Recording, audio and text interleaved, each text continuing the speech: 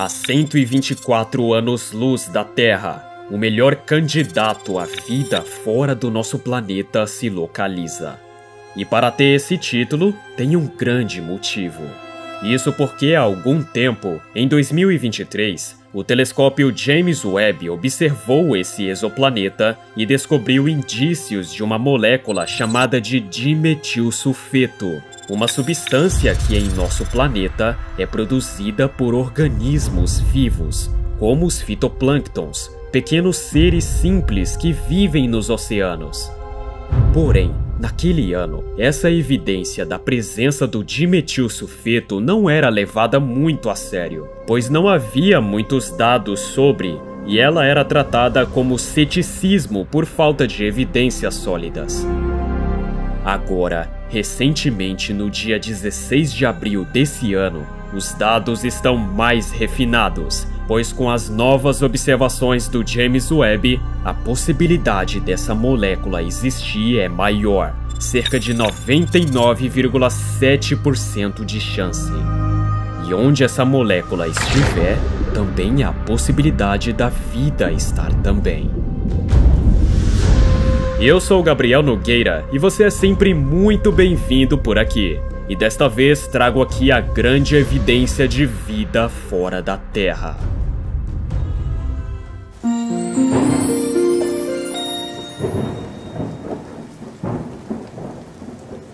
Você já deve conhecer bem este exoplaneta. Foi muito comentado desde 2023, principalmente sobre a possibilidade de ser o primeiro lugar onde encontraremos vida no universo distante. Ele foi originalmente descoberto pelo telescópio Kepler em 2015, mas posteriormente estudado pelo Hubble nos anos seguintes, que inclusive as observações do Hubble indicaram vapor de água na atmosfera. Tudo indicava que K2-18b seria o habitat ideal para a existência de uma forma de vida. Vamos recapitular sobre do que ele é feito. Sabemos que K2-18b é 8 vezes mais massivo que a Terra e tem 2,6 vezes o seu raio. Ele orbita sua estrela anã vermelha, chamada de K2-18, em 33 dias. E é provável que esteja travado em maré, com um lado sempre iluminado pela luz da estrela e o outro sempre na escuridão. Já a atmosfera já foi confirmada que é feita quase inteiramente de hidrogênio, com traços de metano e dióxido de carbono. Como mostra esse gráfico de composição atmosférica, esses gases são dominantes, mas a presença do vapor de água ainda precisa ser confirmado. Não se sabe exatamente como é a superfície abaixo de todas essas camadas gasosas.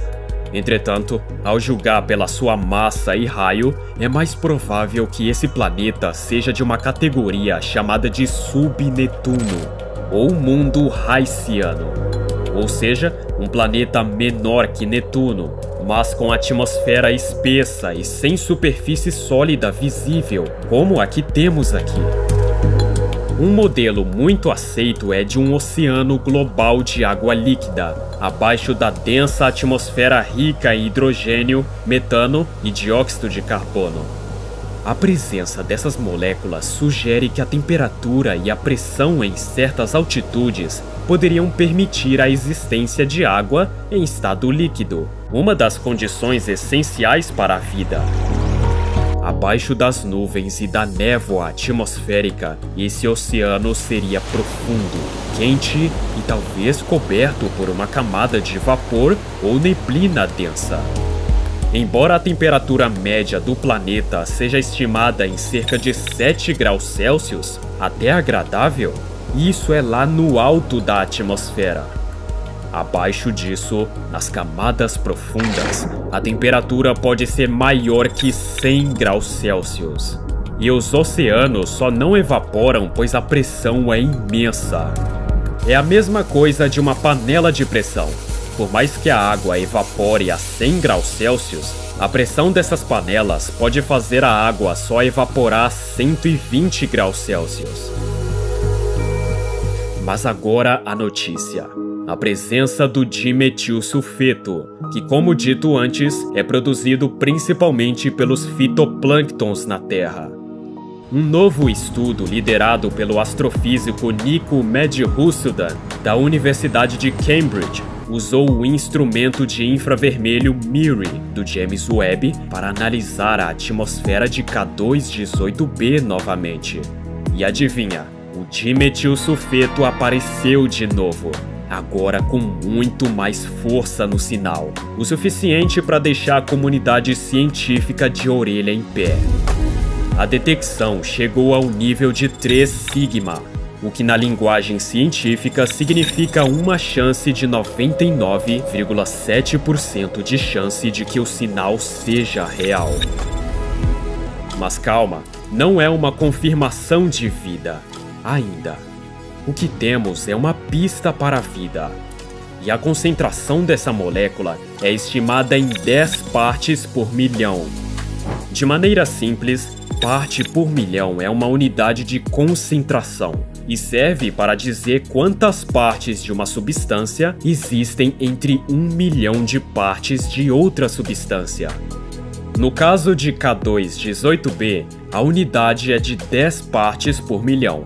Então, isso significa que entre as 1 milhão de moléculas de gases na atmosfera, existem pelo menos 10 moléculas de dimetilsulfeto. Imagina que você tem 1 milhão de bolinhas representando todas as moléculas da atmosfera. Se 10 dessas bolinhas forem dimetilsulfeto, isso é 10 partes por milhão. Parece pouco, mas para uma molécula como dimetilsulfeto, isso é muito. É quase certo que ela está lá. E quando for 100% confirmada, só vai faltar descobrir a fonte de vida que produz isso.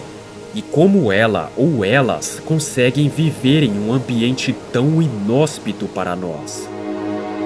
É provável que com o passar dos anos, vamos ouvir falar ainda mais sobre esse planeta.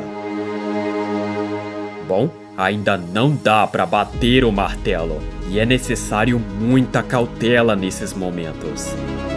Mas a cada nova observação, K2-18b vai se destacando mais. E talvez, só talvez, a gente esteja testemunhando o começo da maior descoberta da história da humanidade.